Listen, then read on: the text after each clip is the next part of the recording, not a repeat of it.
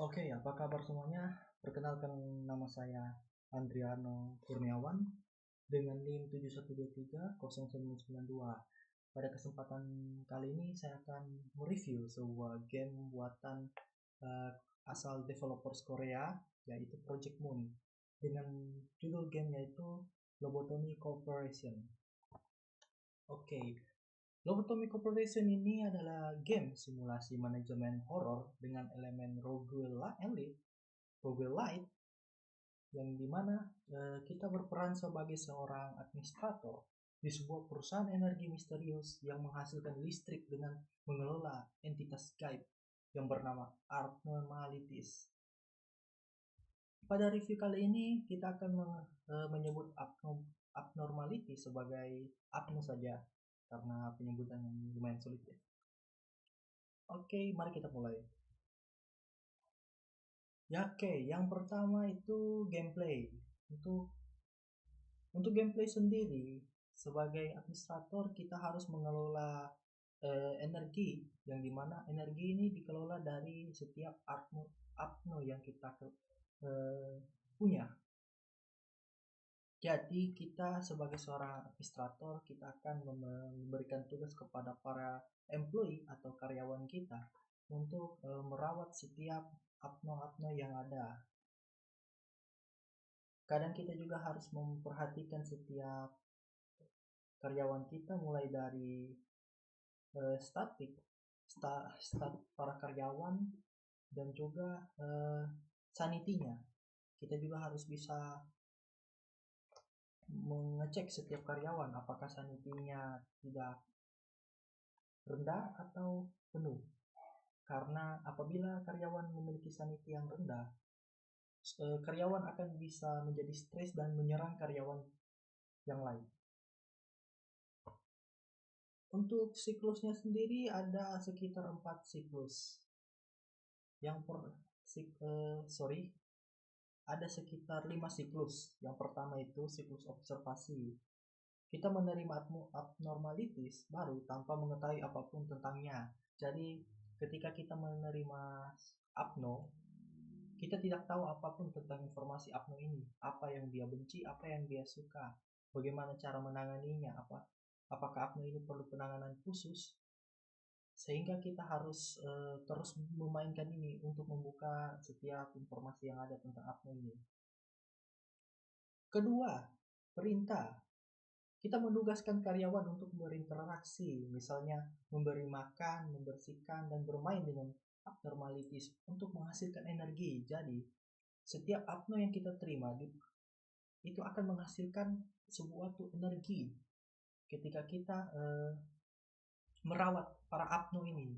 Sama halnya seperti kita merawat hewan pada kebun binatang, tetapi untuk kasus yang ini kita bukan merawat hewan, melainkan sebuah entitas yang akan kita tidak tahu entitas ini asalnya dari mana. Kita hanya menerima dan disuruh untuk merawatnya. Yang ketiga, hasil. Setiap interaksi yang berhasil akan menghasilkan energi yang membuka informasi tentang abno tersebut. Jadi seperti yang sudah saya jelaskan di awal, bahwa setiap abno ini semakin kita rawat, semakin kita berinteraksi dengan setiap abno yang ada, itu kita akan membuka begitu berbagai macam informasi yang bisa membantu kita. Bahkan setiap kita merawat, kita bukan hanya mendapat informasi, tetapi juga kita akan mendapatkan energi, yaitu energi yang bisa dikonversi menjadi listrik. Bahkan kita juga bisa mendapatkan item-item tertentu dari abno ini, yang dimana setiap abno bisa menghasilkan item seperti persenjataan dan body armor yang unik-unik dengan efektivitas yang unik dan bisa membantu setiap karyawan. Oke, selanjutnya, interaksi yang gagal dapat menyebabkan karyawan stres, gila atau mati, bahkan memicu abnormalities untuk kabur dari selnya, yaitu breach. Jadi kita juga harus, seperti yang sudah dijelaskan di awal, bahwa kita harus memperhatikan setiap karyawan, setiap saniti karyawan. Kita harus juga membuat setiap karyawan jangan sampai stres, gila atau mati karena merawat apno. Ini sudah menjadi suatu konsekuensi untuk setiap karyawan, sehingga kita harus bisa memperhatikan karyawan mana yang cocok untuk mengatasi atau menangani apno ini, sehingga kita tidak bisa sembarang menaruh karyawan untuk merawat suatu apno. Kita perlu memperhatikan begitu banyak aspek-aspek tertentu pada karyawan tersebut, apakah cocok dengan yang diperlukan oleh apno. Apabila tidak, kita bisa mengurangi saniti dari karyawan dan membuat apnonya untuk stres dan kabur dari selnya. Manajemen krisis. Jika apno kabur, kita harus memerintahkan karyawan keamanan untuk menanganinya sebelum fasilitas hancur dan semua orang tewas. Jadi ketika apno itu kabur atau breaching, kita harus mengirimkan karyawan kita untuk menangani apno itu sehingga dia bisa dapat kembali ke selnya itu sendiri. Penanganan ini cukup sulit apabila kita belum mempersiapkan karyawan kita dengan persenjataan yang kuat, atau misalnya kita masih lemah dalam penanganan ini. Ini biasa terjadi di level-level awal, yang dimana ketika kita tidak sengaja memilih apno yang tingkat risikonya tinggi di awal game, di saat kita masih belum siap untuk mengatasi apno-apno yang tingkat kesulitannya tinggi. Bertahan dan mengulang. Bertahan dan mengulang sendiri. Kita di sini ditugaskan untuk terus bertahan selama 49 hari. Jika gagal total, tetapi kita bisa kembali lagi ke hari pertama. Namun semua informasi dan update yang sudah terbuka akan tetap tersimpan, membuat permainan semakin lebih mudah. Jadi pada game Lobotomy Corporation sendiri, di mana player diharuskan untuk terus mengulang gameplay sehingga bisa membuka setiap informasi apno yang berbeda-beda, di mana setiap informasi yang kita dapat itu bisa membantu kita dalam menangani apno tingkat risiko tinggi, dan juga bisa memudahkan kita, terutama kita bisa mendapatkan armor atau senjata dari setiap apno terdahulu untuk melawan tingkat risiko yang tinggi. Terkadang saya bahkan belum bisa menyelesaikan game ini karena game ini begitu kompleks. Saya kadang harus membuka wiki fandom untuk mencari informasi tentang apno yang akan saya hadapi itu sendiri. Yang selanjutnya untuk mekaniknya sendiri. Mekaniknya sendiri itu yang pertama itu manajemen karyawan. Di setiap karyawan itu memiliki 4 state, di mana pada 4 state ini terdapat state tertentu yang tinggi dan juga terdapat state tertentu yang rendah. Nah, sebagai seorang administrator kita harus memperhatikan setiap state karena ini sangat berpengaruh terhadap apno yang kita akan rawat atau kita hadapi. Setiap karyawan yang akan dikirimkan ke tempat suatu apno harus diperhatikan state-nya. Apabila karyawan dengan state courage ditempatkan di apno yang dimana state tertinggi yang diperlukan itu adalah justice, maka itu bisa membuat karyawan menjadi stres. Artinya diperlukan diperlukan saling win to win. Kita harus memperhatikan state mana yang karyawan dengan state mana yang cocok untuk apno tersebut, sehingga kita tidak salah dalam menempatkan karyawan ke setiap apno. Ini cukup berbahaya. Impact yang paling berbahaya itu apabila karyawannya menjadi gila dan bisa menyebabkan breaching pada apno yang dia rawat itu sendiri. Ini cukup merepotkan sehingga player dibuat lebih menantang. Selanjutnya penelitian dan ego. Oke, penelitian ego ini seperti yang sudah dijelaskan di awal bahwa semakin lama kita bermain, semakin banyak informasi yang kita dapat dan semakin banyak juga senjata dan armor unik yang kita dapatkan dari kita dari penanganan yang kita dapatkan. Misalnya semakin lama kita bermain, kita mendapatkan energi. Nah, setiap energi ini kita bisa gunakan untuk membuka atau mengunlock senjata dan armor unik yang bisa digunakan untuk karyawan kita sendiri sebagai alat pertahanan diri dalam mengatasi entitas-entitas dari luar yang akan melakukan breaching atau Apno itu sendiri. Yang selanjutnya itu Ordeals dan Cryptnaut Meltdown. Ini adalah suatu event yang dimana event ini akan mendatangkan entitas-entitas luar ya. Yang entitas luar ini akan datang ke fasilitas kita untuk rusuh dan mengobrak-abrik fasilitas kita. Yang paling cukup menjengkelkan itu ya, kalau entitas-entitas ini datang untuk merusak dan melakukan breaching terhadap apno-apno yang ada, sehingga itu membuat karyawan kita menjadi kesulitan dalam menanganinya, terutama untuk level-level awal ya. Level-level awal sendiri itu karyawan kita belum dipersenjatai dengan lengkap, armornya masih lemah, dan kadang bisa memakan banyak korban apabila kita tidak cepat menanganinya ini, sehingga sangat disarankan sekali untuk di awal game itu ketika pemilihan Apno kita harus mencari informasi tentang Apno itu tersebut, entah itu di wiki fandom dimanapun itu, sehingga kita bisa gampang dalam menanganinya dan kita tidak salah.